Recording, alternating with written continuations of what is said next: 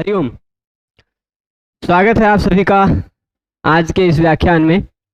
हम सभी लोग लघु सिद्धांत कौमुदी का अध्ययन कर रहे हैं और उस अध्ययन के क्रम में अब हम हल संधि में चल रहे हैं और हल संधि का यह दूसरा भाग होने वाला है। कौन सा नंबर का भाग? दूसरा भाग। इससे पहले स्वर संधि को हमने लगभग पूरी स्वर संधि को 16 भाग में समाप्त किया है और लगभग 15 भाग लगेंगे इस हल संधि को भी समाप्त करने में। तो उसका यह दूसरा भाग है। इसमें हम कल जो हमने 3 सूत्र पढ़े थे, एक स्तोह चुना चुह, फिर दूसरा था शात और तीसरा ष्टुना ष्टुह। अब अष्टाध्यायी में इन तीनों के संदर्भ को आप देखेंगे तो ष्टुनाष्टुह के तुरंत बाद वाला जो सूत्र है वह सूत्र अब हमें पढ़ना है। न पदांतात् टोरानाम। ष्टुनाष्टुह कितना नंबर पे था? 8 4 41। अष्टाध्यायी में यदि आप संदर्भ, आपके पास अष्टाध्यायी नाम की पुस्तक नहीं है, जो लोग YouTube प्रसारण तंत्र के माध्यम से देख रहे हैं उन लोगों के पास यदि अष्टाध्यायी पुस्तक नहीं है तो आप यहाँ नंबर देख लीजिए, 8 4 41 8 4 42 है ना, यानी ष्टुनाष्टुह के तुरंत बाद है। अब ष्टुनाष्टुह में एक शब्द की अनुवृत्ति आ रही थी। किसकी अनुवृत्ति आ रही थी ष्टुनाष्टुह में? स्तोह ष्टुनाष्टुह की स्तोह की अनुवृत्ति आ रही थी खाली। ठीक, स्तोह। तो अब देखिए यहां स्तोह ष्टुनाष्टुह से मान लीजिए स्तोह की अनुवृत्ति आ रही है, ठीक, और ष्टुनाष्टुह से पूरे सूत्र की अनुवृत्ति आ रही है, ठीक। ये बन गया पूरा सूत्र, पूरा सूत्र इसे बन गया, ठीक। प्रसंग बस ऐसे ये पूरा सूत्र मिल गया, ठीक। देख लीजिए, पदांतात् टोह स्तोह ष्टुनाष्टुह न। पदांतात् टोह स्तोह ष्टुनाष्टुह न। देखिए ष्टुनाष्टुह नियम आपने पढ़ा कि सकार या तवर्ग का, छोटे वालों का, जो छोटे भाई थे कल बताया था ना, जो छोटे वाले हैं उनका यदि सकार या टवर्ग के साथ संयोग होता है, चाहे पहले चाहे बाद में, तो सकार और तवर्ग जो छोटे वाले हैं वो बड़े के रूप में बदल जाते हैं, है ना, उनमें भी बड़प्पन आ जाता है। तो बड़ों के साथ बैठने से बड़प्पन आ जाता है ना सब में, तो बड़े लोगों से ज़्यादा संबंध बनाते रहिए, बड़प्पन आप में भी आएगा। तो सकार और तवर्ग ये जो छोटे छोटे वाले हैं ना, सबसे नीचे सबसे छोटा वाला वर्ग, वर्गों में भी देखेंगे तो चवर्ग टवर्ग के बाद तवर्ग आता है, यानी छोटा वाला वर्ग है। और तीनों स में भी सबसे छोटा वाला स उसी को कहते हैं ना। तो ये जो छोटा वाला स है यह अपने से बड़ों के साथ बैठेगा तो जिसके साथ बैठेगा वैसा वाला स्वभाव ले लेगा, ठीक है। ये स्तोह ष्टुनाष्टुह और ष्टुनाष्टुह इन दोनों नियमों को हमने समझा था इस तरह से। अब क्या कह रहा है इस सूत्र में, क्या कहा जा रहा है ये समझिएगा। यदि पद का अंतिम वर्ण टवर्ग हो, पदांतात् टोह, इस सूत्र को तोड़ देते हैं पहले, इस सूत्र का क्या कर देते हैं, ऑपरेशन कर लेते हैं। तो न पदांतात्, न पदांतात् टोह। अब बताइए पदांतात् टोह में भी यहां भी ता जो है ना यह अपने बड़े के साथ आया है, तो इस ता में बड़प्पन आ जाएगा ष्टुनाष्टुह नियम के आधार पे, तो पदांतात् टोह बन गया है, ता को टा बन गया है, ठीक। ष्टुनाष्टुह नियम को रोकने के लिए जो नियम आ रहा है उस नियम में खुद ष्टुनाष्टुह लगा हुआ है, आप सोचिए, है ना। तो ष्टुनाष्टुह को रोकने ही तो आ रहा है न ष्टुनाष्टुह। ष्टुनाष्टुह नहीं होगा कब? यदि पदांत टोह का मतलब क्या होता है? टोह मतलब ये देख लीजिए, जैसे भानु शब्द का भानोह बन जाता है, गुरु शब्द का गुरोह बन जाता है, वैसे टू शब्द का टोह, टू यहां क्या है? टू। अब टू कहा गया है तो टू से किसका बोध होगा? ट ठ ड ढ ण अनुदित सवर्णस्य चा प्रत्ययः। उदित का प्रयोग हुआ हो, उ के साथ प्रयोग हुआ हो तो अपने पूरे सवर्णों का ग्रहण कर लेता है, तो ट ठ ड ढ ण पूरे का ग्रहण होगा टू से। तो पदांत के रूप में टू आता हो, क्या आता हो? टू। टू यानी टवर्ग, टवर्ग यानी ट ठ ड ढ ण, यानी ऐसा कोई शब्द हो जिसके अंत में ट ठ ड ढ ण आता हो। सामान्य नियम से मैं बता दूं तो हल संधि जब थोड़ा सा और आगे पढ़ेंगे तो आप यह इतना जान जाएंगे कि किसी भी शब्द के अंत में, किसी भी शब्द के अंत में ये वाला और ये वाला आएगा ही नहीं। किसी भी शब्द के अंत में ये दो वर्ण आएंगे ही नहीं संस्कृत में, किसी भी शब्द के अंत में। अब आप कहें कैसे कह रहे हैं गुरुजी? तो हम आपको बता दें, क्योंकि ये दो झल वर्ण है ना, झल है। सामान्यतः आप देख लीजिए, इस इधर मैं बता दूं, ये चार वर्ण है, ट ठ ड ढ, है ना। एक ले लीजिए ण। इनमें से झल कौन कौन सा है? तो आप कहेंगे झल में हर एक वर्ग का पहला, दूसरा, तीसरा, चौथा वर्ण आता है। झ भ घ ढ ध, ज ब ग ड द। देखिए झ भ घ ढ ध ढ आ गया, है ना। ज ब ग ड द ड आ गया। फिर ख फ छ ठ ठ, थ च ट त त, च ट त ट आ गया। तो झल प्रत्याहार में इतने वर्ण आ जाते हैं। ण तो आता नहीं है झल में, क्योंकि वह झभय से पहले ही यमगणनम सूत्र में आ जाता है। झल यदि किसी भी शब्द के अंतिम वर्ण के रूप में आते हों तो झलाम जशोंते नियम लग जाता है, उसके स्थान पर जश हो जाता है। यानी ट ठ ड ढ कुछ भी हो अगर शब्द का अंतिम वर्ण, तो उसके स्थान पर ड हो जाएगा नियमतः। नियम तो झलाम जशोंते यही कहता है, पद का अंतिम वर्ण झल हो तो उसके स्थान पे जस हो जाता है। यानी कि ठ और ढ कुछ आएगा ही नहीं, जश मतलब जब ग ड द में से कोई हो जाएगा, तो ड ही अंतिम वर्ण के रूप में शब्द क्यों मिलेगा? आप कहेंगे टा का है, क्योंकि वावसाने, अवसान में जो वर्ग का तीसरा वर्ण है उसके स्थान पर विकल्प से उसी वर्ग का पहला वर्ण भी हो जाता है। ठीक, तो उसी वर्ग का, जैसे षट षट दोनों प्रयोग मिलता है, उद उद दोनों प्रयोग मिलता है, वाच वाक दोनों, ये नहीं क्या कहते हैं वो वाला नहीं, जो जहां भी दो, सत सद दोनों है, रामात रामाद, ता और दा ही मिलेंगे, है ना।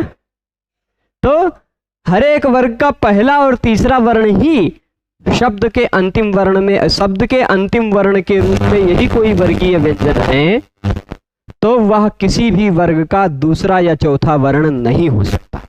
या तो वह तीसरा रहेगा झलाम जशोंते से जश होकर, या तो वह वावसाने से चर्त होकर उसी शब्द का पहला वर्ण रहेगा। अंतिम वर्ण के रूप में दूसरे और चौथे वर्ण आ ही नहीं सकते। ठीक, ये इतना बात निष्कर्ष समझे ना, झलाम जशोंते नियम आगे समझ में आए, आज हो सकता है वो भी नियम आ जाए। इसके बाद ये जब खत्म होगा न पदांता टोरनाम टोहसी के बाद शायद वही नियम आएगा, झलाम जशोंते वही है ना। तो शब्द का अंतिम वर्ण झल हो, मतलब किसी भी वर्ग का पहला, दूसरा, तीसरा, चौथा वर्ण हो, तो उसी वर्ग का तीसरा वर्ण उसके स्थान पे हो जाता है। तो अब आ भी गया यदि किसी कारणवश, तो उसके स्थान पर उसी वर्ग का तीसरा आ जाना है, और तीसरा जो आया उसी के स्थान पर विकल्प से पहला भी हो जाएगा, वाह अवसाने वाह अवसाने। ठीक, स्पष्ट है। तो अब इतनी बात हो गई, यानी निष्कर्ष न पदांता टोह का मतलब क्या हुआ? पदांत यदि टवर्ग हो, पदांत टवर्ग हो, यानी पद के अंत में आने वाला टवर्ग का कोई वर्ण हो, यानी या तो ट रहेगा, या तो ड रहेगा, या तो ण रहेगा, इसके सिवाय कुछ नहीं रहेगा पद का अंतिम वर्ण। बीच में आ सकते हैं ठ, षष्ठ में ठ आ गया, पर वह बीच में पद का अंतिम वर्ण नहीं है। षष्ठा में अंतिम वर्ण अ है ना। पद के अंतिम वर्ण के रूप में दूसरा और चौथा वर्ण नहीं आएगा कभी भी वर्ग का, ये इतनी बात ध्यान रखिएगा, ठीक है। तो अब ट, ड और ण ही पद का अंतिम वर्ण रहे यदि, यह पदांता टोह का मतलब हो गया। किसी भी पद का, किसी भी शब्द का अंतिम वर्ण ट, ड या ण हो, यानी टवर्ग हो, तो उसके बाद आने वाले पदांतात में कौन सी विभक्ति लगी है? पंचमी लगी है ना। टोह में भी पंचमी ही लगी, पदांतात टोह, पदांतात टोह, ये दोनों विशेष विशेषण है। जो पदांत टवर्ग है, पदांत यानी शब्द का अंतिम वर्ण टवर्ग है, तो पंचमी लगी हुई हो तो कार्य किसके बाद किसके स्थान पर होगा? उसके बाद वाले के स्थान पर होगा ना, तस्माद् इत्युत्तरस्य, इस नियम के आधार पर, ठीक है। तो हुआ क्या, जो टवर्ग के बाद आ रहा हो सकार या तवर्ग, शब्द का अंतिम वर्ण टवर्ग हो, उसके तुरंत बाद आ रहा हो सकार या तवर्ग, स या तथा दधन, तो उसको शकार टवर्ग के योग होने पर शकार और टवर्ग नहीं होता, शकार और टवर्ग नहीं होता न, ठीक। सामान्य नियम के तहत यदि देखा जाए, सामान्य दृष्टि नियम के यदि आलोक में देखा जाए, उसको देखा जाए, तो क्या कहा जाएगा? ष्टुनाष्टुः, यह नियम लग जाना चाहिए, है ना। ष्टुनाष्टुः नियम लग जाना चाहिए, पर ष्टुनाष्टुः नियम नहीं लगेगा। कब? यदि पदांत टवर्ग हो, शब्द का अंतिम वर्ण टवर्ग हो और उसके तुरंत बाद सकार या तवर्ग आ रहा हो, तो उसको ष्टुत्व नहीं होता। पर एक बात और कह दी, अनाम, अनाम मतलब नाम शब्द नहीं होना चाहिए, नाम शब्द नहीं होना चाहिए। जैसे ये नाम है, इधर मान लीजिए हो जाता षट, तो पद का अंतिम वर्ण षट है, उसके तुरंत बाद नाम है, ठीक, षट है और नाम है, तो षट ये क्या है? पद का अंतिम वर्ण है। आप कहेंगे पद का अंतिम वर्ण कैसे है, वो हम आपको जब अनाम नवति नगरी नाम इति वाच्यम व्यवहारिक समझाएंगे तब बता देंगे, ठीक। षट मान लीजिए एक पद है, अभी खाली कहने के कारण मान लीजिए क्यों है वो हम समझा देंगे, ठीक है। षट एक पद है, उसके तुरंत बाद नाम आ रहा है, तो क्या कहा? पदांत टवर्ग है, उसके तुरंत बाद सकार या तवर्ग में से कुछ आए तो ष्टुत्व नहीं होता, पर नाम शब्द को छोड़कर, अनाम मतलब नाम शब्द को छोड़कर, यानी नाम शब्द है तब तो ष्टुत्व हो ही जाएगा, तब लग जाएगा, तब ष्टुत्व हो जाएगा। नाम को छोड़कर अनाम, अनाम मतलब नाम को छोड़कर जो पदांत टवर्ग के बाद आने वाला सकार या तवर्ग है उसको ष्टुत्व नहीं होता, ठीक। सकार या तवर्ग आना चाहिए पर वह नाम वाला ना हो, ठीक, तो ष्टुत्व नहीं होगा। उदाहरणों से देखते हैं, ये देख लीजिए, पदांतात, पदांत के बाद आने वाले टवर्ग के, पदांत टवर्ग के बाद आने वाले अनामः यानी नाम से भिन्न का सकार तवर्ग का ष्टुत्व नहीं होता। जैसे अब देख लीजिए, उदाहरण क्या देंगे, यहां मैं लिखता हूं, ये इसको हटा करके यहां लिख देता हूं षट और संतः, षट संतः। यहां बहुत सारे संत हैं, बैठे हैं ना बहुत सारे संत, लेकिन कहीं मान लीजिए 6 संत बैठे होते तो षट संतः, ठीक, षट संतः। अब आजकल संत शब्द प्रयोग करते हैं लोग, ये संत हैं, ये महंत हैं, पर शुद्ध रूप से मूल शब्द क्या है? सन है, सत, सत, अस धातु से सत्री प्रत्यय लगकर बनता है सत, उसी का सन, संतौ, संतः ऐसा रूप चलता है, ठीक है। तो ये जो है संतः, ये बहुवचन है, ऐसा मत सोचिएगा कि संताः होना चाहिए, ठीक है, यही संतः बहुवचन है। जैसे भवन्तः बनता है ना, वैसे ही स्नसोर लोपः से अस धातु के अ का लोप हो गया है, अस धातु खाली बचा है स, अस धातु का खाली क्या बचा, स। उसी में जैसे भवान भवंतो भवंता में अंतः है, वही स का अंतः जुड़ गया स में, ठीक, संतः। तो षट संतः, षट संतः, 6 संत हैं, 6 सज्जन हैं, 6 सज्जन। तो अब यहां क्या है, पदांत टवर्ग है कि नहीं, षट एक अलग पद है, संत एक अलग पद है, विशेष विशेषण है दोनों एक दूसरे, ठीक। तो षट एक पट लिख दिया है तो गलती से, आपसे बोल भी नहीं रहे हैं, पट को षट पढ़े जा रहे हैं और आप सब पढ़ चलिए। तो षट और संता है, षट एक शब्द है कि नहीं स्वतंत्र रूप से, वहां पदांत पद का अंतिम वर्ण टवर्ग है कि नहीं, पदांत टवर्ग हो उसके तुरंत बाद स या तवर्ग आ रहा हो तो ष्टुत्व नहीं होता। सामान्य नियम जो ष्टुना ष्टुह आपने नियम पढ़ा था, उस नियम के आधार पर शकार या टवर्ग के साथ इस सकार का योग है, इसलिए इस सकार के स्थान पर ये वाला शकार हो जाना चाहिए था, है ना। सामान्य नियम जो आपने पढ़ा उसके आधार पर यह शंतः बन जाना चाहिए था, बन जाना चाहिए था ना, पर नहीं बनेगा।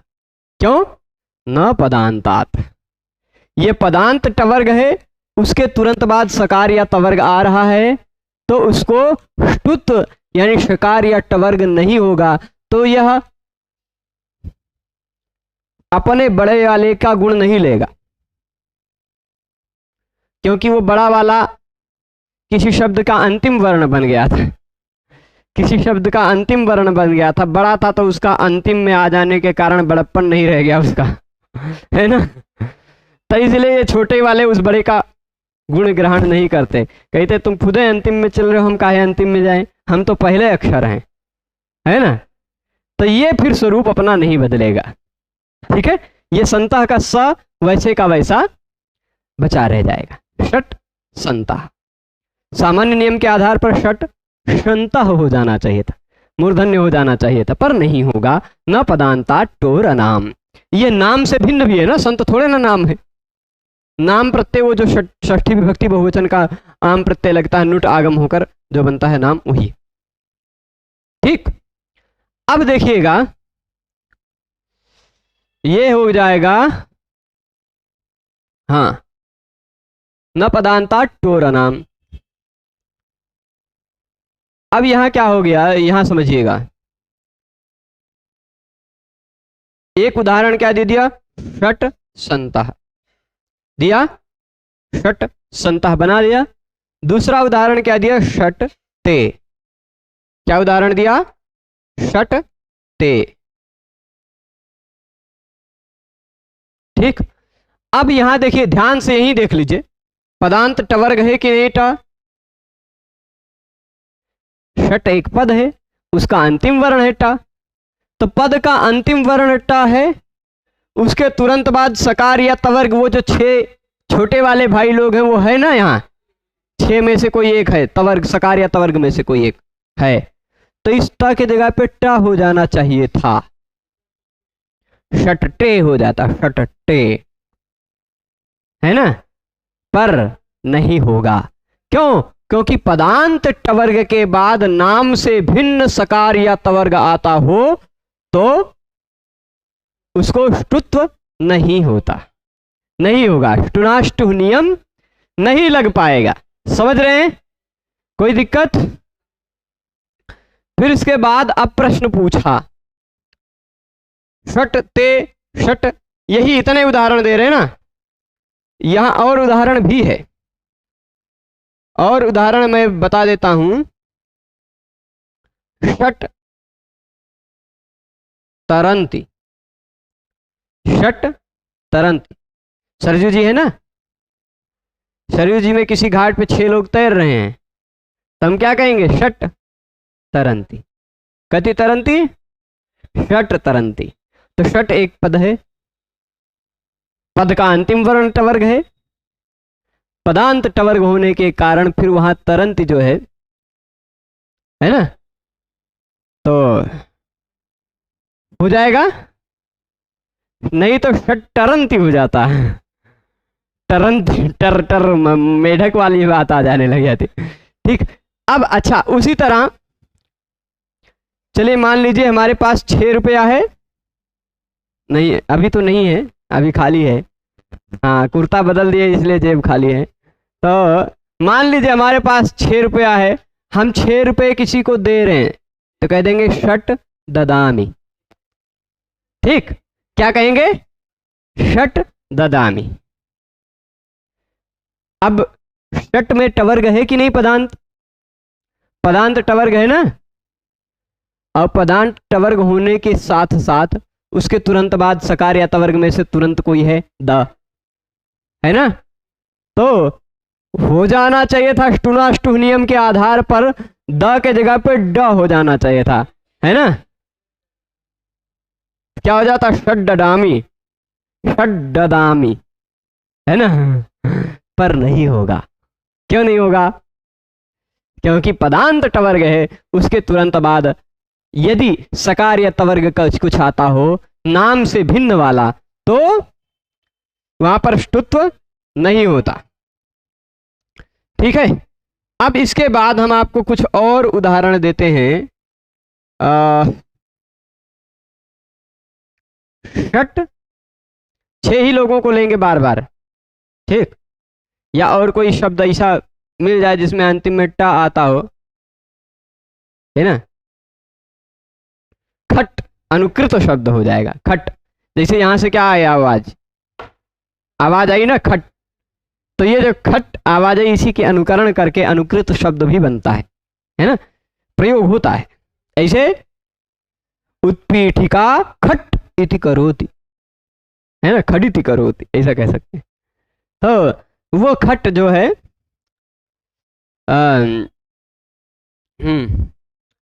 अच्छा, ऐसे ऐसे बहुत सारे मिल जाएंगे उदाहरण। तो षट धावंती, षट धन धावंती होता तो षड धावंती हो जाता। वहां क्या है, वहां छलाम जसोनते भी नियम लग जाएगा, टा के जगह पे ड हो जाएगा। आप कहेंगे षट ते में टा को ड क्यों नहीं हुआ, क्योंकि तुरंत बाद में यदि खर है तो खरीच नियम लगेगा, वाव वसाने नहीं लगेगा, तो खरीच कहेगा ये चर ही रहेगा, वर्ग का पहला वर्ण ही रहेगा।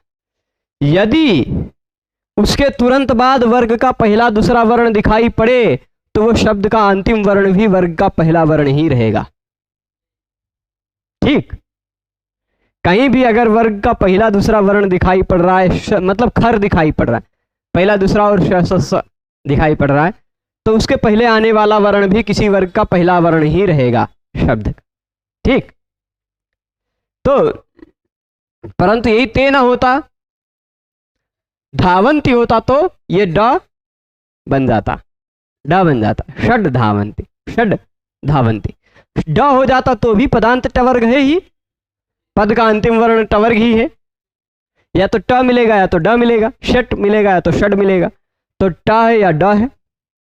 उसके तुरंत बाद आने वाले धावंती के धा को ढ नहीं हो पाएगा, ष्टुत्व नहीं हो पाएगा। ठीक है, तो ऐसे कुछ उदाहरण हमने दे दिए। अब आगे देखिए थोड़ा सा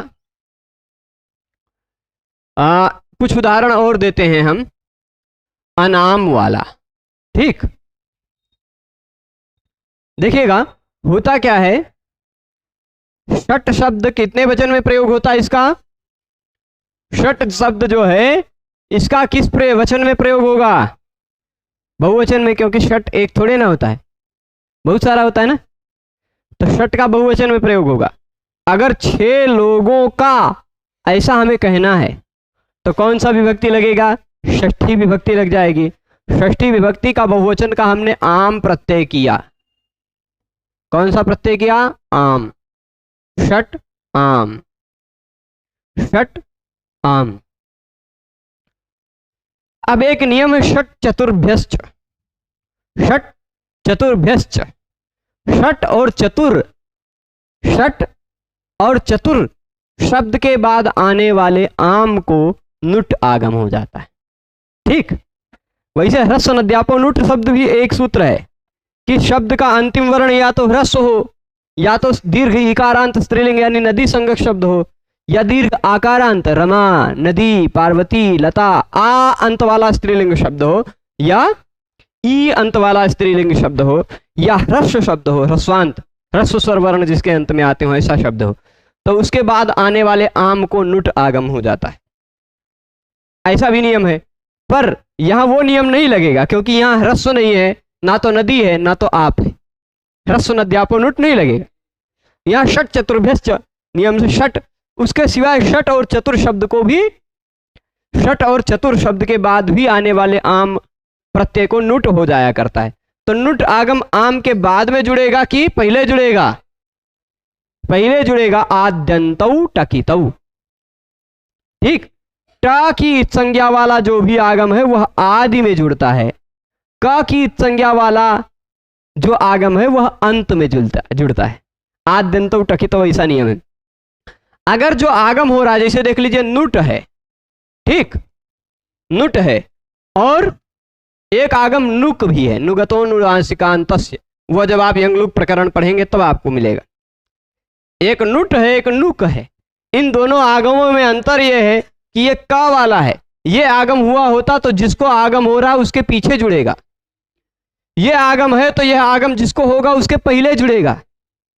अभी आगे आप शीतुक पढ़ेंगे, तुक, तुक आगम, वो क वाला है, वो जहां आगम होगा उसके बाद में जुड़ेगा।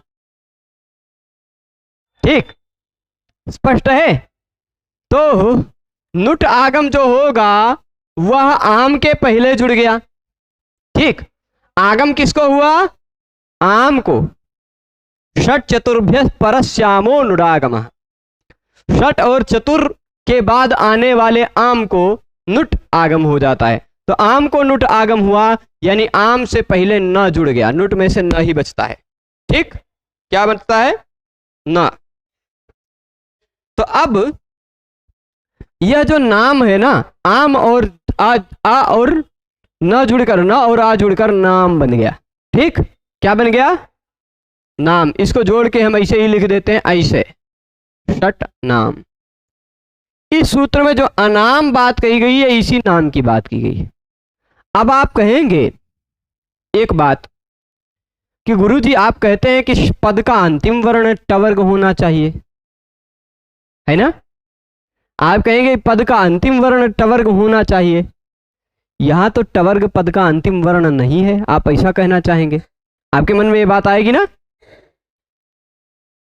हाँ, तो यहां आपके मन में, कुछ लोगों के मन में ऐसी बात आएगी कि अभी तो सु औजस अमौट षष्टाभ्याम भ्याम भ्यस भ्याम भ्यस सो साम घी सुप, ये प्रत्यय लगकर जो बनता है वह पद होता है, यानी षट में नाम जुड़कर जो बनेगा षणनाम वह पद होगा। षट तो पद है नहीं, ऐसा आपके मन में एक बात आएगी कि नहीं? पर पद संज्ञा करने के लिए केवल एक ही सूत्र नहीं है, सुप्तिगंतम पदम। पद संज्ञा करने के लिए और भी सूत्र हैं। सुप्तिगंतम पदम के बाद अष्टाध्यायी में निकालेंगे तो आपको 1, 4, 17 या 16 नंबर पे, 1, 4, 17 नंबर पे मिल जाएगा। स्वादिष्व सर्वनाम स्थाने मिला, स्वादिष्व सर्वनाम स्थाने। वो कहता सु आदि प्रत्यय, ध्यान दीजिएगा, ये यचिभम का, यचिभम, और इसमें ही थोड़ा विवेक होना चाहिए, बहुत सारे लोग भ्रांत हो जाते हैं। सु आदि प्रत्यय, सु आदि प्रत्यय जो हैं यानी सु से लेके कप तक के प्रत्यय, चौथे और 5वें अध्याय में बताए हुए प्रत्यय।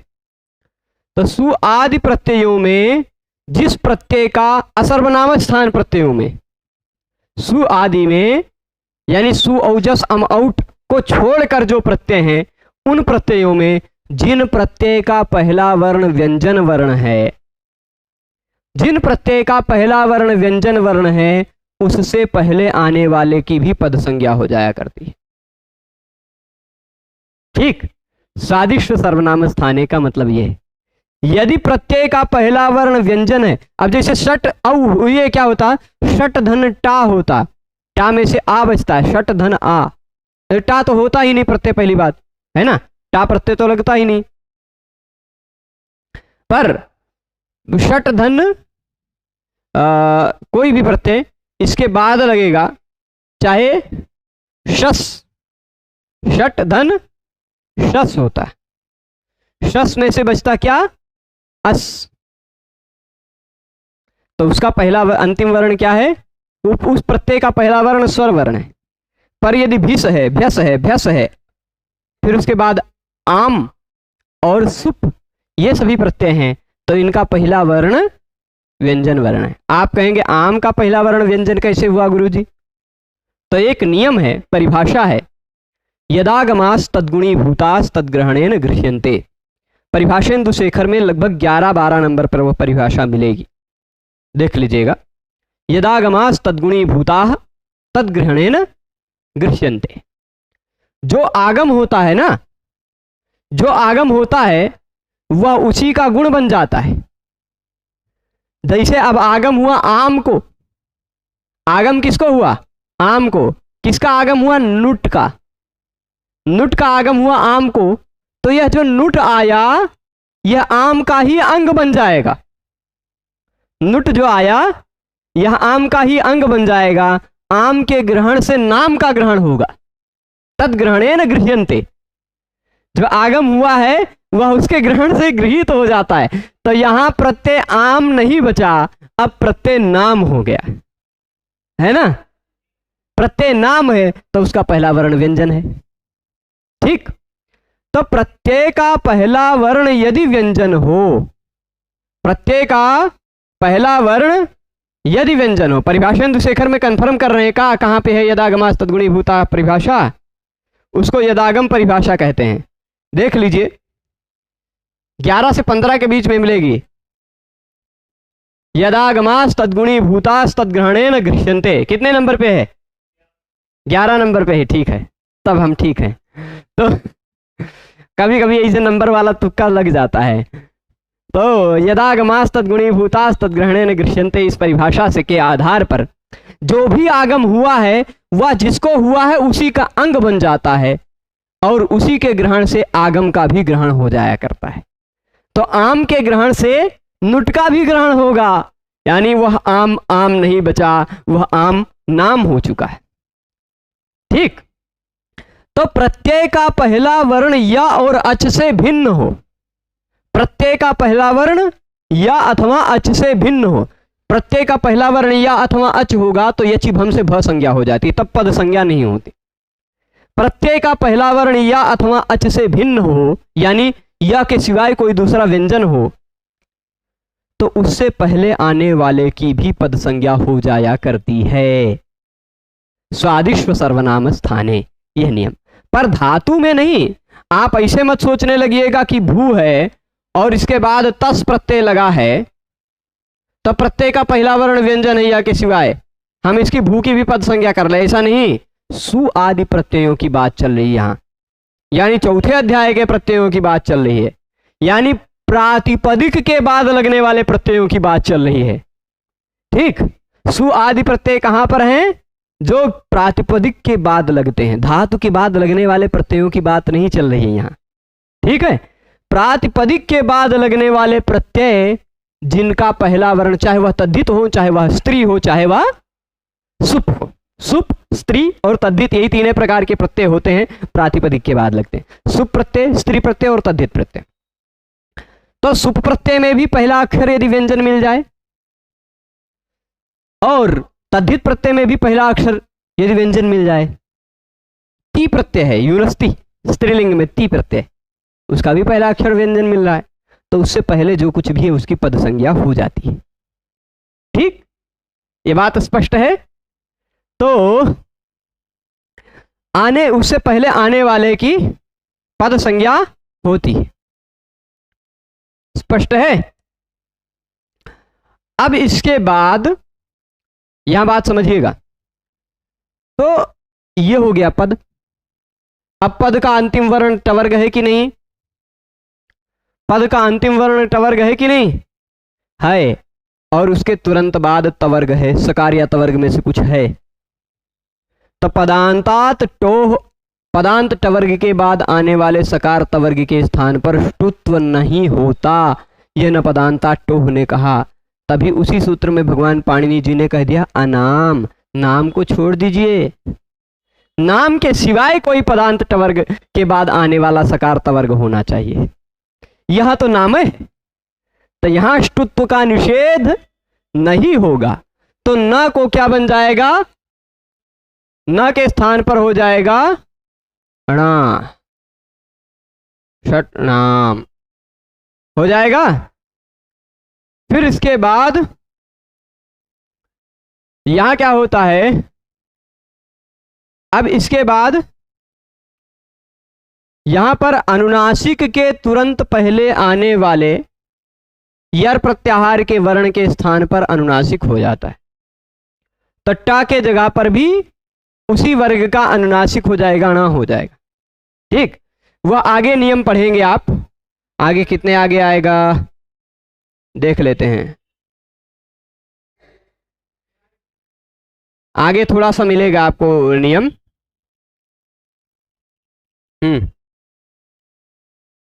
ये क्या कहते हैं, यरो नुनासिके नुनासिको वा। ठीक, तो उसके आधार पर यहां क्या हो जाएगा, पर यरो नुनासिके नुनासिको वा, इसी सूत्र में विकल्प की बात कही गई है ना, यहां विकल्प वाली बात नहीं चलेगी। यहां प्रत्यय भाषायाम नित्यम, इस वार्तिक से तुरंत बाद में प्रत्यय हो या भाषा हो, प्रत्यय भाषा नहीं, भाषा का संस्कृत लौकिक भाषा में यदि तुरंत पर में प्रत्यय हो, प्रत्यय का टवर्ग हो, तो प्रत्यय का अनुनासिक हो, प्रत्यय का अनुनासिक हो, तो उससे पहले आने वाले यर के स्थान पर, यर मतलब हा को छोड़कर सभी व्यंजन, हा को छोड़कर सभी व्यंजन उस यर के स्थान पर अनुनासिक हो जाया करता है। तो टा के स्थान पर अनुनासिक होगा, क्या होगा, टा के स्थान पर उसी का सवर्ण अनुनासिक होगा ना, टाठा डढ़ा में से कोई होगा, णा हो जाएगा। टा के जगह पर भी णा हो जाएगा, बन जाएगा शर्णाम। ठीक, ऐसा वाला बन जाएगा, ये रहा। ठीक बना। अच्छा, यहां पर एक दो प्रश्न भी पूछा गया है, उन प्रश्नों को देख लेते हैं। ठीक है, उन प्रश्नों को देख लेते हैं। एक प्रश्न क्या पूछा, पदांतात किम, कि भाई पदांतात टोरनाम में पदांतात क्यों कहा गया। ठीक, पदांत क्यों कहा गया, तो पदांत यदि न कहते तो क्या दिक्कत आती, क्या दिक्कत आती। होता ये, ईड स्तुतो धातु जानते हैं, हम समझा देते हैं। ईड स्तुतो एक धातु है। ठीक, यह ईड स्तुतो धातु आपको अदादिगण में मिल जाएगी। ठीक है, अदादिगण की एक धातु है ईड स्तुतो। आपने शंकर भगवान का वो स्तोत्र पढ़ा होगा, शिवम शंकरम शंभुमी शानमीडे, ईडे प्रयोग करते हैं ना, तो नौमीड्यते, वहां ईड का प्रयोग किया, वही ईड स्तुतो धातु का है। ठीक है, तो ईड स्तुतो धातु का रूप कैसे चलता है, आत्मनेपदी है। ईडे, ईडे मतलब आप समझ रहे हैं कि यानी ये आत्मनेपदी वाला प्रयोग है। तो ईड धातु के बाद यदि आपको आत्मनेपद का प्रत्यय लगाना है तो त आताम झ प्रत्यय लगाना है, ईड त। ठीक, त में जो अ जुड़ा हुआ वो धातु की प्रक्रिया भी आपको नहीं पता है।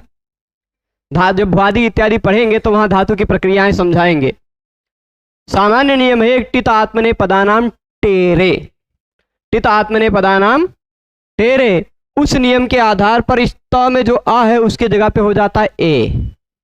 जैसे एधते में त प्रत्यय था ना, एध धातु से त प्रत्यय लगा, लेकिन बन गया एधता नहीं बना, एधते बन गया। त में जो आ है उसी के जगह पे ए हो जाता है, टित आत्मने पदानाम टेरे से। ठीक, एधते, एधेते, एधंते, सब जगह ए दिखाई पड़ेगा। अंतिम टी भाग को ए हो जाया करता है। यह लट लिट लुट लेट लोट इन सभी लकारों में, ठीक, टित लकारों में। लंग इत्यादि लकारों में नहीं। लंग लकार में तो ऐधत ऐसा ही रह जाएगा, ठीक, ऐधिष्यत त ही रह जाएगा, ते नहीं हो पाएगा। तो मान लीजिए ईड धातु से ते हो गया, ईड धातु से ते हो गया। अब बताइए ये खर प्रत्याहार का वर्ण है कि नहीं? खरी च से ड के जगह पे हो जाएगा उसी वर्ग का पहला वर्ण ट, ठीक। इड टे, इड नहीं ईट, ईट ते। यहां जो ईट है वह कोई पद नहीं है। पद है क्या? पद का अंतिम वर्ण तो नहीं है, यह तो एक धातु है। यह धातु के बाद जो प्रत्यय लगा हुआ है, वह प्रत्यय लगने के बाद जो बनेगा वो पद बनेगा। ईट तो पद नहीं है, मूल रूप से धातु है। तो धातु के बाद, अच्छा षट पद था पर ईट पद नहीं है। क्यों? षट में जस प्रत्यय लगकर षड्भ्यो लुक से जस प्रत्यय का लुक हो गया था, तो जो षट बचा था वो षट एक प्रकार का पद था, पर ईट कोई पद नहीं है, ठीक, धातु है यह। सुप तिङंतम पदम से भी पद संज्ञा नहीं होगी, स्वादिष्ट सर्वनाम स्थाने से भी नहीं होगी, क्योंकि सु आदि प्रत्यय नहीं है यह। यहां धातु के बाद लगने वाला प्रत्यय है, प्रातिपदिक के बाद लगने वाला प्रत्यय नहीं है। यहां न के भी नहीं लगेगा, क्योंकि नकारांत शब्द भी नहीं है, केच प्रत्यय भी नहीं है। यहां सिति च भी नहीं लगेगा, क्योंकि ये जो तो प्रत्यय लगा वह सित नहीं है, ठीक। तो यानी ईट पद नहीं है, ईट जो है यह पद नहीं है, यानी पदांत टवर्ग नहीं मिल रहा है। यदि आप सोच लीजिए, इमेजिन कीजिए, संभावना कीजिए कि सूत्र में पदांतात न कहा होता, तो खाली क्या हो जाता? नटोह अनाम, नटोह अनाम। ऐसा होता है कि टवर्ग के बाद आने वाले सकार तवर्ग का, टवर्ग के बाद आने वाले सकार और तवर्ग के स्थान पर ष्टुत्व नहीं होता, खाली इतने अर्थ रहता। तो ये भी टवर्ग है, उसके बाद आ रहा है सकार या तवर्ग, उसके स्थान पर ष्टुत्व नहीं हो पाता, यदि पदांतात न कहे होते तो। पर सूत्र में पदांतात कहा गया है, यह पदांत नहीं है, इसलिए ष्टुत्व का निषेध यहां पर नहीं हो पाएगा। ता के जगह पे ट हो जाएगा, ईट टे, इस तरह बन जाएगा। रूप बनता है ईटे, ईडाते, ईडते, ईटे, ईडाते, ईडते, ऐसा तो रूप बनता है, ठीक है, स्पष्ट है। तो ये पदांत नहीं था, इसलिए तो पदांतात क्यों कहा गया? क्यों पदांत कहा गया? क्योंकि यदि पदांतात न कहे होते तो ईटे में भी ईटे न बनता, ईटते बन जाता, त रह जाता, ठीक, यदि पदांतात न कहे होते तो। स्पष्ट है, ठीक है। तो आगे चलते, आगे क्या दिया? सर्पिष्टमम, सर्पिष्टमम। यहां देखिएगा,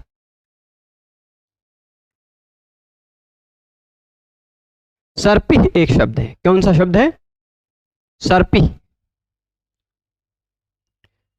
और उससे सर्पिस शब्द से, सर्पिस शब्द से कौन सा प्रत्यय लग गया?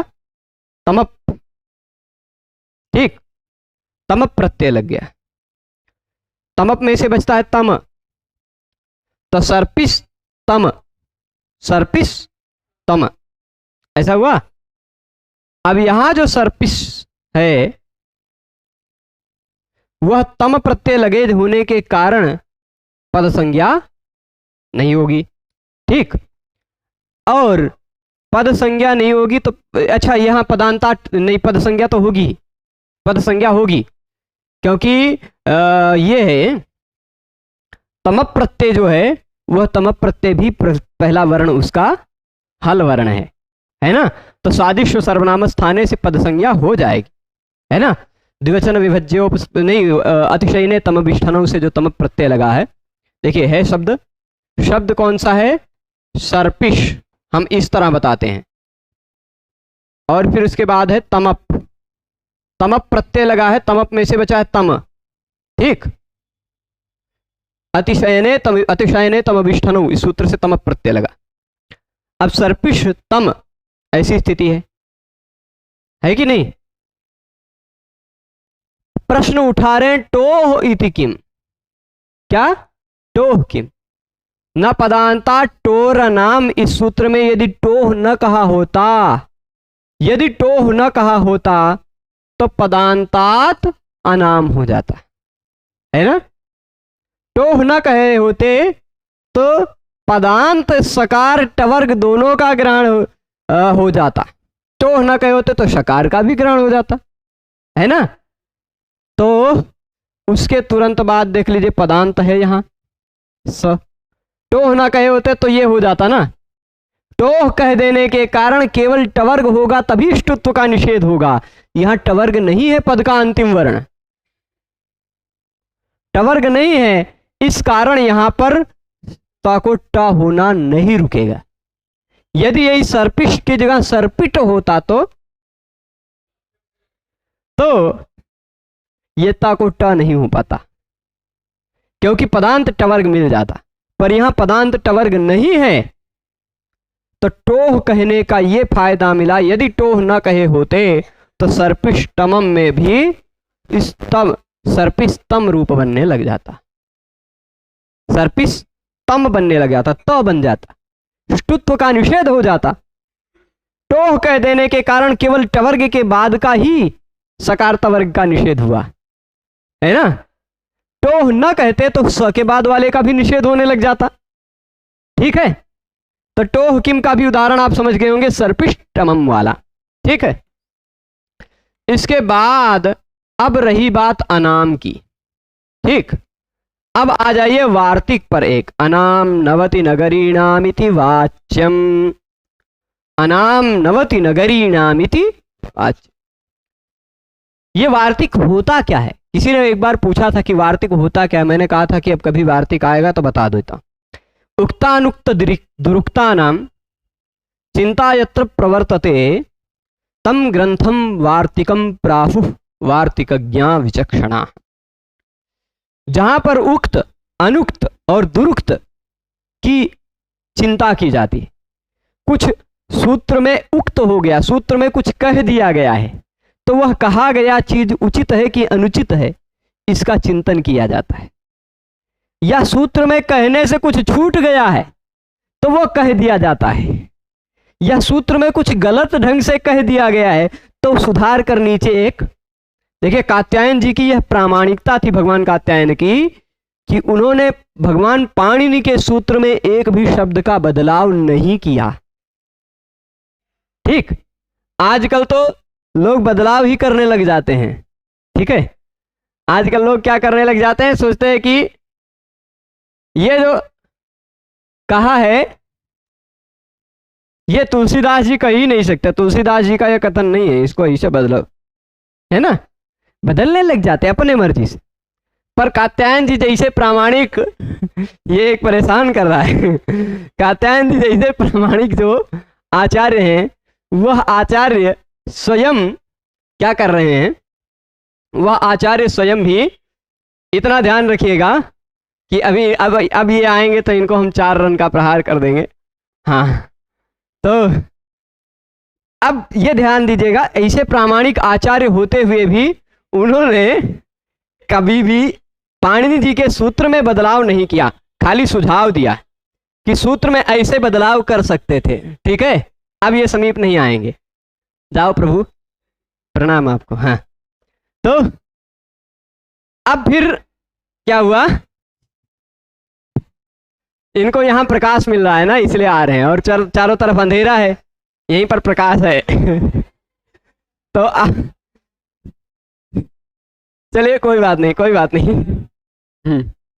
तो यहां ध्यान दीजिएगा कि ये कात्यायन जी ने कभी बदलाव नहीं किया है ना, खाली सुझाव दिया कि भगवान पाणिनि जी को इस जगह पर ऐसा कहना चाहिए था, भगवान पाणिनि जी को इस जगह पर कैसा कहना चाहिए था, ऐसा कहना चाहिए था।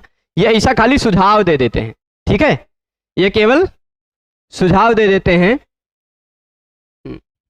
हाँ, तो हम सोचे इसी ढक्कन से उनको ढक देंगे, वो उड़ेंगे नहीं थोड़ी देर तक, लेकिन उड़ गए पहले ही। चलिए प्रभु आप जाइए। तो अब केवल सुझाव दिया है। यहां देख लीजिए, वो सूत्र में भी बदलाव कर देते कि पाणिनि जी आपने खाली अनाम कहा, पर बदलाव नहीं कहा किया उन्होंने। उन्होंने क्या किया, उन्होंने अनाम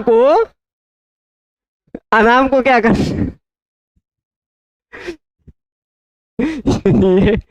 ये जो महापुरुष हैं आज बहुत देर से बाधा उत्पन्न कर रहे। चलिए कोई बात नहीं।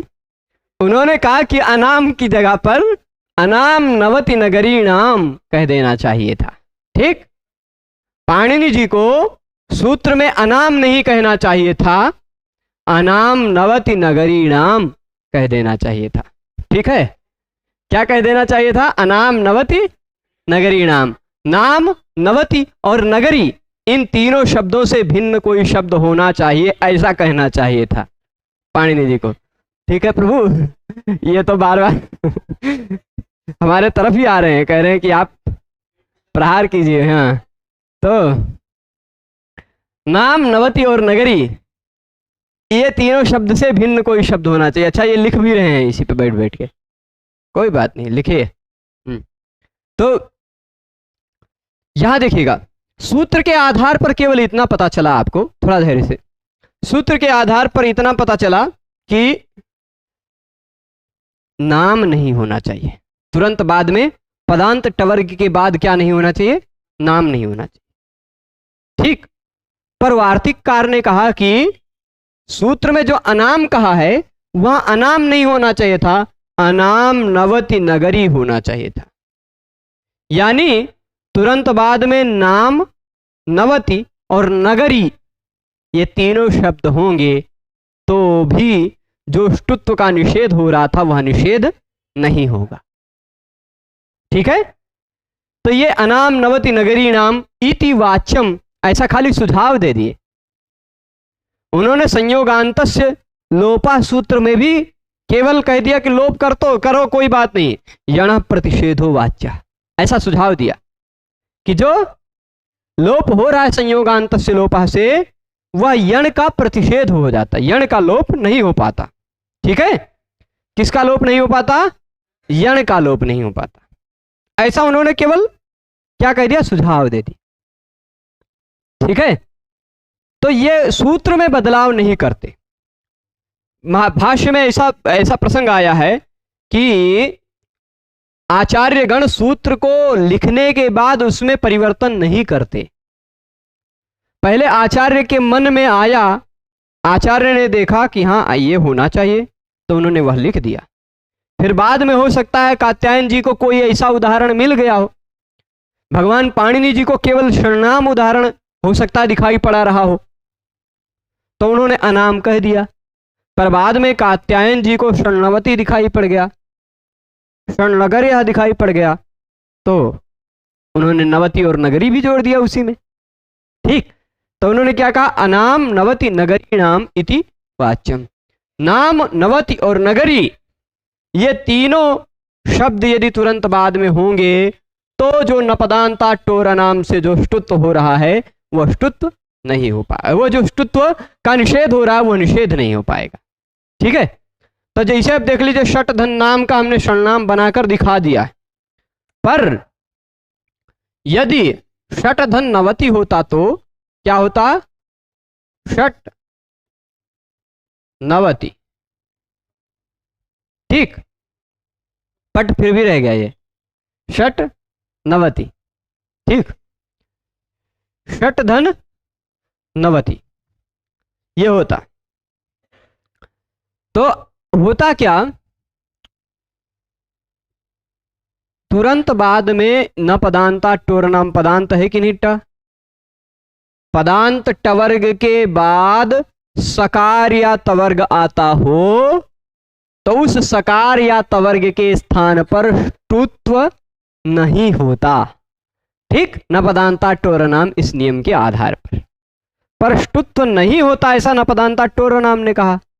पर कहा नहीं भाई, वहां उसमें केवल नाम शब्द को आरक्षण दिया था कि नाम शब्द होगा तब तो हो जाएगा, पर कात्यायन जी ने कहा नाम नहीं, नाम के साथ साथ नवति और नगरी को भी जोड़ लीजिए आप, तो नवति शब्द भी है तो भी ष्टुत्व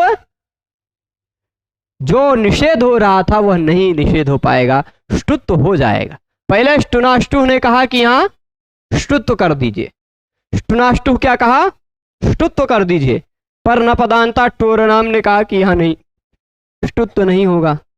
फिर वार्तिक जी आ गए, कहा अनाम नवति नगरीणाम इति वाच्यम, नाम नवति और नगरी शब्द को छोड़ देना चाहिए निषेध में, तो निषेध में नवति को भी आरक्षण मिल गया। ठीक, तो नवति के ना को हो जाएगा णा, ठीक, णवति बन जाएगा, और ट को भी णा हो जाएगा। अभी जैसे षणनाम में किया था वैसे ट को भी णा कर लेंगे तो बन जाएगा षणनाम, षणवती, षणवती। षणवती मतलब क्या होता है, 96, ठीक है, षणवती मतलब 96। फिर इसके बाद षट नगर्य, षट नगर्य, तो वैसे ही षट बहुवचन है इसलिए नगरी का नगर्य बहुवचन वाला रूप प्रयोग कर रहे हैं। षट नगरी नहीं कहेंगे, नगरी थोड़े एक वचन होता है, नगर्य, षट नगर्य, 6 नगरियां। तो अब यहां पर भी नगरी के ना कोणा हो जाएगा, षट नगर्य, टा कोणा करके षणनगर्य बना लीजिएगा, बन जाएगा आसानी से। तो यहां तक आपने समझ लिया। तो जो 4 सूत्र हमने अभी तक समझे हैं, उन चारों सूत्रों का थोड़ा सा सार यदि बता दूं मैं आपको, तो थोड़ा सा सार यह होगा। स्तो चुना चुह ने कहा सकार तवर्ग के बाद या पहले कहीं भी शकार या चवर्ग का योग हो तो सकार तवर्ग अपने बड़े भाइयों जैसा, मतलब शकार चवर्ग जैसा हो जाया करता है, ठीक, उस रूप में परिवर्तन ले लिया करता है।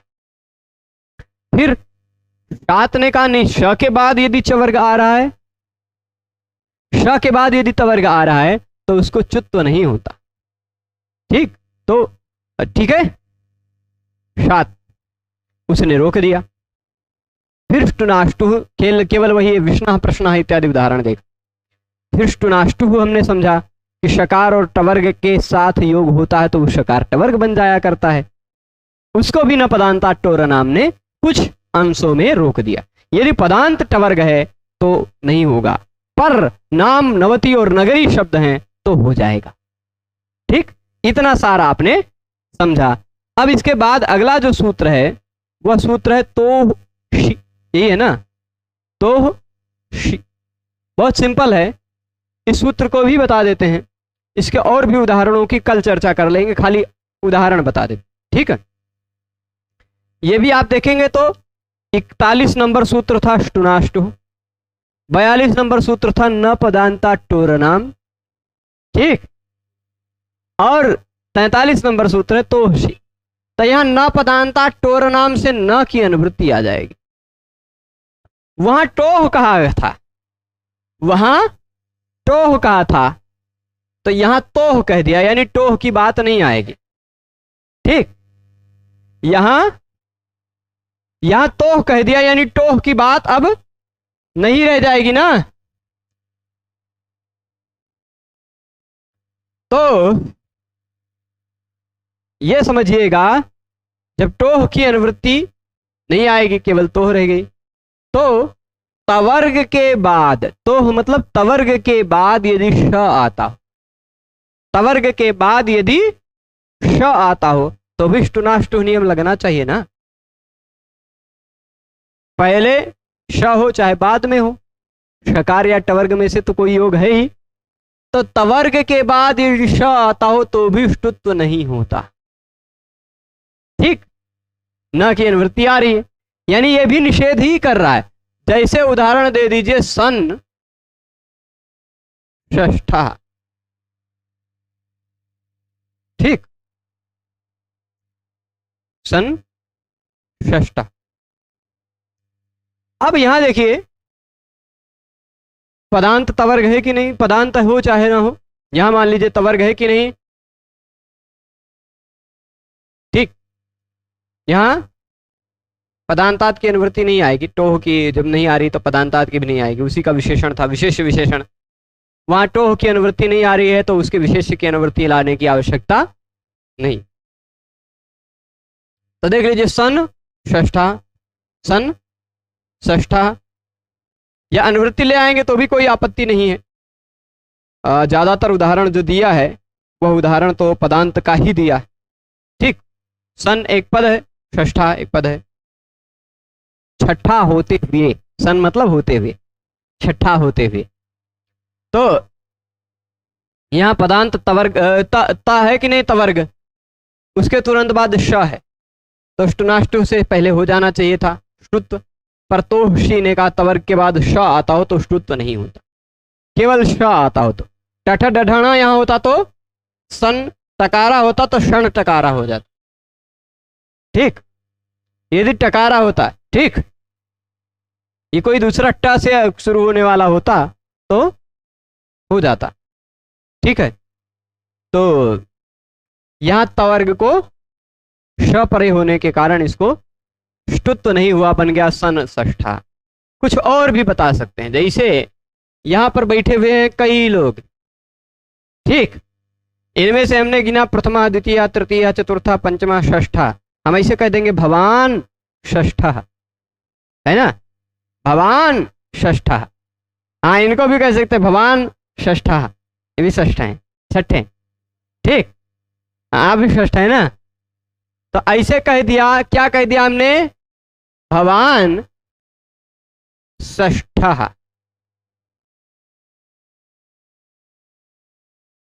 ठीक, भवान षष्ठः। अब देख लिए तवर्ग है यहाँ, ठीक, तवर्ग है और फिर इसके तुरंत बाद श है, तो सी लग जाएगा, ष्टुत्व नहीं हो। ठीक, अब चलिए षष्ठा नहीं बनाते हैं। बीच में एक वीडियो आया था, कुछ दिन पहले आपने वीडियो देखा होगा, बनारस की गली में एक कोई सांड पर बैठ के चल रहा है ना, देखा है, सांड पर बैठ के चल रहा है, बढ़िया एकदम बुलेट की स्पीड में चल रहा था वो, है ना, बढ़िया, एक बनारसी सांड पे बैठ गया और उसका कान ऐठा होगा गाड़ी की तरह, अब वो खूब दौड़ाया, वो उस पे बैठ के वो दौड़ रहा है एकदम से, है ना। तो अब सांड को षंड भी कहते हैं संस्कृत में। अब मान लीजिए वो व्यक्ति मेरे सामने होता तो मैं उसको क्या कह देता, भवान षंडे उपविष्टः अस्ति, कह सकते थे कि नहीं, भवान षंडे। आप कहें कि षष्ठ है, उदाहरण दे रहे हैं गुरुजी, तो हम षंडे कह देते हैं। ये संडे वो वाला नहीं, रविवार वाला जो कल था, ठीक ठीक। तो षंड, षंड कहते हैं सांड को, षंडे मतलब सांड पर, सांड पर आप बैठे हैं ऐसा कह रहे हैं, तो ठीक, तो ऐसे यहां भी तो उसी लग जाएगा। ठीक, अथवा बहुत बड़े सांड पर बैठा था ना, वह बहुत बड़े सांड पर बैठा था, तो महति संडे, महति संडे था, महत सप्तमी समास करने के बाद जब विभक्ति का लोप करने के बाद संड बचेगा तो महत संड, यहां महत संडे बचेगा, महत संडे, महत क्या नहीं होगा, तो ही रह जाएगा, महत संडे। यानी तवर्ग है उसके बाद श हो तो ष्टुत्व नहीं होता, यह निष्कर्ष है तो शी का। ठीक है जी, हाँ, बंद पढ़ तो रही है, महत संडे, महत संडे, महत संडे। अब बोलना पड़ेगा, बोलना पड़ेगा, नियम नहीं कहता यहां श्रुत्व करने का। ठीक है, अपवाद तो है ही, विशेष सामान्य विशेष नियम जो हमारे शास्त्रीय उदाहरणों में मिलते हैं उन्हीं के आधार पर तो चर्चा करेंगे भगवान पाणिनि जी, उन्हीं के आधार पर तो नियम बनाएंगे। अब चलिए मान लीजिए यही किसी, हमने तवर्ग का दो उदाहरण दिया, हमने कहा किसी भी वर्ग का अंतिम वर्ण यदि शब्द है तो वो या तो पहला वर्ण होगा या तो तीसरा होगा या तो पांचवा होगा। तो भवान, महान, है ना, सन इत्यादि न का उदाहरण दे दिया, महत ता का उदाहरण दे दिया, दा का नहीं दिया ना। दा वाला शब्द कौन सा है, चले सुहृद, सुहृद मतलब मित्र, इन्हीं में से कोई लाइन में छठे नंबर पर हमारा मित्र बैठा होता तो हम कह देते सुहृद षष्ठा, है ना। सुहृद षष्ठा, मित्र है छठा। ये जो छठा है ना वो सुहृद है, ठीक है। तो सुहृद षष्ठा, तवर्ग है द, तवर्ग है ना द, उसके तुरंत बाद षष्ठा का श है, तो शी नियम लग जाएगा, द के स्थान पर ड नहीं हो पाएगा, ठीक। नहीं तो सुहृद सुहृद षष्ठा होने लगे, ड बनाने लगे, हृद बन जाता हृद, ठीक, होने लगता ना, पर नहीं होगा। ये है तो शी, तो शी। तवर्ग के बाद यदि श पड़ता हो तो ष्टुत्व नहीं होता, इतना ही इसका निष्कर्ष है।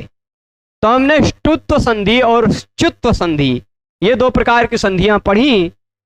च्युत्व संधि का निषेध करने वाला जो 7 सूत्र है वो पढ़ा। देखिए, सामान्यतः हमने बताया आपको, सामान्यतः सकार तवर्ग का उसके बड़े वर्गों के साथ योग होने पर वह अपने बड़े वर्ग वाले रूप में बदल जाया करता है, ठीक। छोटा सा बड़े में बन जाता है या षटकोण वाले श के रूप में बदल जाता है।